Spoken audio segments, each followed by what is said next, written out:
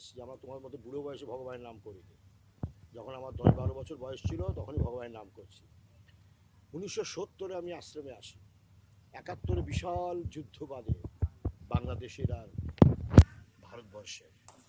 বাংলাদেশ স্বাধীন, মানে পাকিস্তান আর ভারতবর্ষ, বাংলাদেশ স্বাধীন। তখন ভয়ঙ্কর ফাইটার ফ্লাইট সব যাচ্ছিল, বড় বড় মিসাইল পড়ছিল, মিসাইল। সেই মিসাইল আমাদের একটা ভক্ত শিষ্যের বাড়িতে মিসাইল পড়েছিল, সে বাড়ি না দেখলে তুই বিশ্বাস করবে না, 25 ফুট গর্ত করে দিয়েছে। বাড়িটা ফুটোই হয়েছে 25 ফুট গর্ত করে, আমাকে দেখাচ্ছিল বাংলাদেশে এরকম কত মিসাইল পড়েছে। তখন আমার গুরুদেব ছিলেন, গুরুদেবকে সব ফোন করছে, বাবা মরে গেলাম মরে গেলাম মরে গেলাম বাবা, এই মিসাইল পড়ছে, আমরা কি আর বাঁচবো? বাবা বললেন তোমরা নিশ্চিন্ত থাকো। এসব ঘটনা আমাদের চোখে দেখা। তোমরা নিশ্চয় থাকো, ভগবানের সুদর্শন চক্র তোমাদের সবসময় রক্ষা করছে। যারা গুরুদেবের মন্ত্র জপ করে, ভগবানের সুদর্শন চক্র তাদের রক্ষা করে। বিশ্বাস করে, আমাদের কথা বিশ্বাস করতে হয়। সুদর্শন চক্র আগরতলায় আসছে, কি মিসাইল পড়ছে, সে আগুন জ্বলতে জ্বলতে এসে আমার নিজের চোখে দেখা। করিমগঞ্জে বর্ডারে বিরাট বিরাট মিসাইল পড়ছে, সে আমাদের ভক্ত, হাজার হাজার ভক্ত আগরতলা আর করিমগঞ্জ, এই দুটি তো বর্ডার। তারপরে তোমার ধর্মতলা, এইসব মানে বিশাল ব্যাপার। বাবা বলছে তোমার নিশ্চিন্ত থাকো, গুরু বাক্যে বিশ্বাস করতে হয়। একটা লোকেরও কিচ্ছু হয়নি। আর যার বাড়িতে পড়েছিল সেও আগের থেকে পালিয়ে গেছিল, তারপরে বাড়িতে এসে পড়েছিল পাকিস্তানের সাথে যুদ্ধ করার সময়। কিন্তু এইসব জায়গায় যুদ্ধ আমরা দেখেছি। এই জন্য বলছি ভগবানের সুদর্শন চক্র সবসময় আমাদের রক্ষা করছে। তবে এটা একটা মিসাইলের মতো ধরে নাও, এই ভাইরাস। সুতরাং ভগবানের স্মরণ করো, মনন করো, তিনি তোমার রক্ষা। আমাদের এই না এই রাষ্ট্রপিতার কথা আমরা শুনবো না, বিধি বিধান মতো থাকতে হবে আমাদের। সোশ্যাল ডিস্টেন্সিং, বেশি জড়িয়ে ধরা, ঘষাঘষি করা, দূরত্ব বজায় রাখা, এগুলো করতেই হবে, নিয়ম পালন করতে হবে। আবার এদিকে সৎসাহস বীর্যবানও হতে হবে, সৎসাহসও রাখতে হবে, তবেই না এসব থেকে আমরা বাঁচব। হে রাম পুরুষোত্তম নরহরে নারায়ণ কেশব,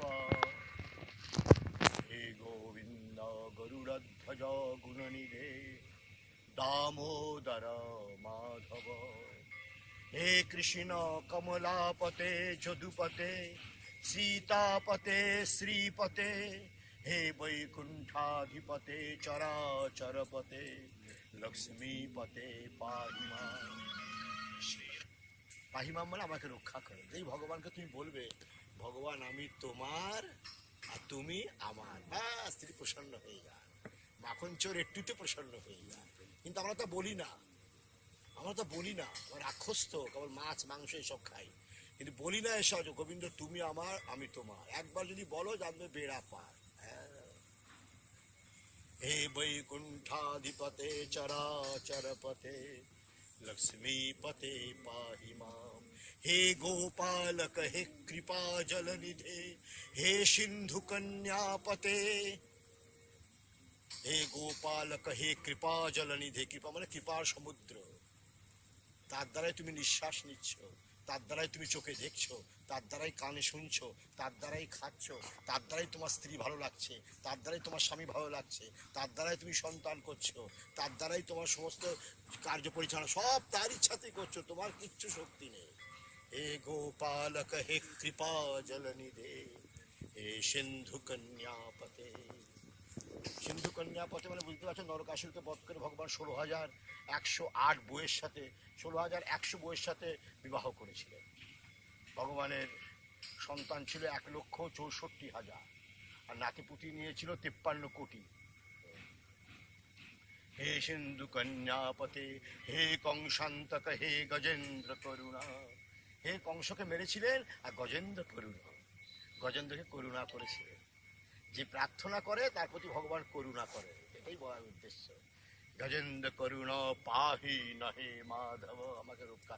হে রামানুজ হে জগত্রয় গুরু, হে পুণ্ডরী কাক্ষ মাম, হে গোপী জননাথ পালয় পরম জানামি নত্বং বিনা। শেষ সমর্পণ। হে গোপালক হে গোপীপাদনিধে, হে গোপীজননাথ, সমস্ত জীবে প্রাণ আত্মা আধার আশ্রয় অবলম্বন উপায়, হে গোবিন্দ তুমি ছাড়া আমি কিছুই জানি না। এই হলো শেষ পঙ্ক্তি, এটা হলো সমর্পণ। তো এরকম হলো আমাদের নিম্বার্ক সম্প্রদায়। একটা স্তুতি কি ভয়ঙ্কর শক্তিশালী, এগুলি হাত জোড় করে করলে জীবের কল্যাণ হয়। এখন যেটা প্রারব্ধ অনেকের আছে, রোগ শোক এগুলো তো হবে, তো বড় বড় মহাপুরুষদের হয়ে গেছে। রামকৃষ্ণেরও ক্যান্সার হয়েছিল, কাঠি বাবাকেও বিষ খাওয়ানো হয়েছিল। এগুলো তো একটা রেয়ার কেস। এইগুলি তো ভগবান লীলা দেখান যে তার কর্মভোগের জন্য। এগুলো তো মানুষের হয়। আমার গুরুদেবেরও অনেক অসুস্থ হয়েছিলেন, বা দাদা গুরুজিরও রক্ত আমাশা হয়েছিল, বিবেকানন্দ ডায়াবেটিস হয়েছিল, বিবেকানন্দ ডায়াবেটিসেই মারা গেছে। এরকম বড় বড় মহাপুরুষদের এগুলি হয় মানে তারা কৃপা করে লোককে বরণ করেন জগৎকে শিক্ষা দেওয়ার জন্য, আমাদের মতো অপদার্থগুলোকে শিক্ষা দেওয়ার জন্য, যে দেখ শরীর থাকলেই রোগ শোক জ্বালা যন্ত্রণা এগুলি থাকবে, সেটা অন্য জিনিস। আর এখন যে সবগুলি হচ্ছে এগুলো আকস্মিক, হঠাৎ এসে গেছে। এখন এগুলি থেকে বাঁচার জন্য গোবিন্দকে স্মরণ নিতে হবে। সংসারে নিয়ম করো, সোশ্যাল ডিস্টেন্সিং মানো, সব কিছু করো, ভগবানের নাম করো। এইগুলো ভগবানের নাম করতে হবে। তোমার এমনিও করবে, করো টরো না আর কি, আর ধীরে ধীরে চলে যাবে। ভগবানের নাম সবসময় করবে, ভগবানকে নিয়ে থাকবে, এটা আমাদের বিশ্বাস করো। মানে আমরা যেটা বলছি এটা ঋষিদের কথা বলছি, আমরা কোনো ফালতু লোক নই। ভগবত প্রদত্ত জীব আমরা, সুতরাং তাদের আদেশ নির্দেশের কথা বলছি। সেরকমভাবে তোমরা যদি থাকো তোমাদের কল্যাণ হবে।